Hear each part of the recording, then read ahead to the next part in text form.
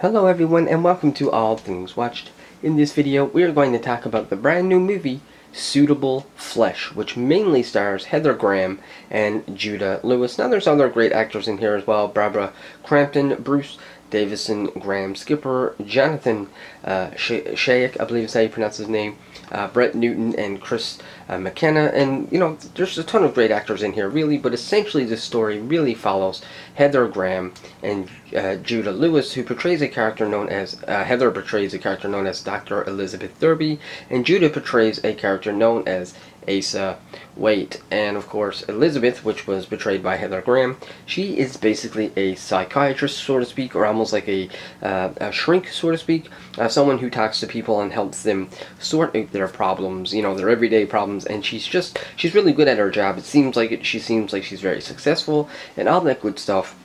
And then one day when she's at work, she ends up encountering Asa, who's portrayed by Judah Lewis, and this is when her world starts to sort of twist upside down and turn upside down, because now she is introduced to an element of life that she is not familiar with, which of course is a supernatural life. This movie is a horror movie, and it does revolve around possession, sort of demonic possession and evil possession, which we see from both sides of the story. Really, we get to see Asa's perspective, but we also get to see Dr. Elizabeth's perspective as encountering someone who has been possessed by whatever this evil entity is. Now, the only reason why I even wanted to watch this movie anyways, because horror is not really my favorite genre. Science fiction and fantasy are my favorite. Sci-fi is my ultimate favorite. But I can handle some fantasy, as long as it's not too crazy.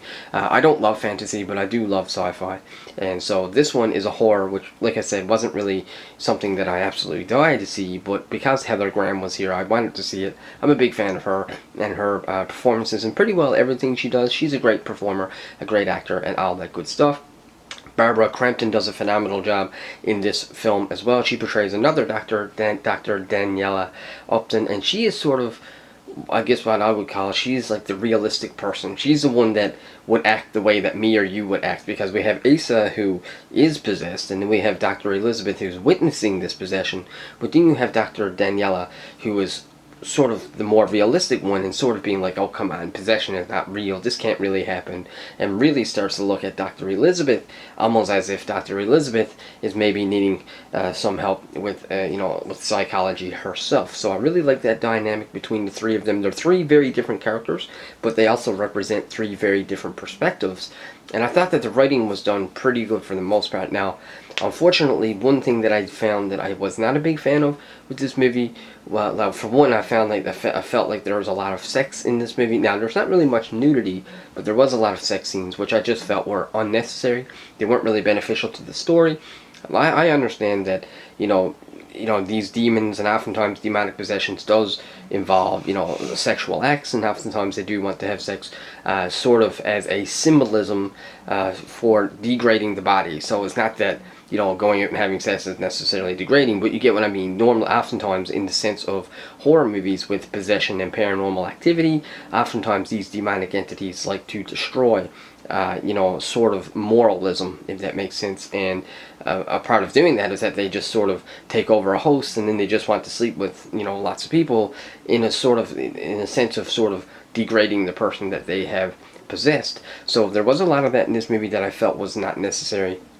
Judah Lewis did a great job with his character Asa, and being that possessed person, I thought that his performance was done really well. Him playing off of Heather Graham was done really well, and of course, like I said, Barbara Crampton did a phenomenal job as well. I will say that the CGI, the special effects, or the practical effects, or a combination of both, was done really well. I really liked the practical effects here, and I really liked Heather Graham, Judah, and Barbara. The biggest problem that I have, not only besides the amount of sex scenes that were in here, but also the writing itself. The story itself, although seems like it's very interesting on the outside, I felt like there was no layers. So even though I loved their performances, I never really connected with any of the actual characters, because I just felt like we were never really given a whole lot of backstory. And also I felt like, you're seeing, I just felt like we were watching all these events happen to strangers, but they still felt like strangers. Even though we're following their stories and we're following, their perspectives, they still felt like strangers to me.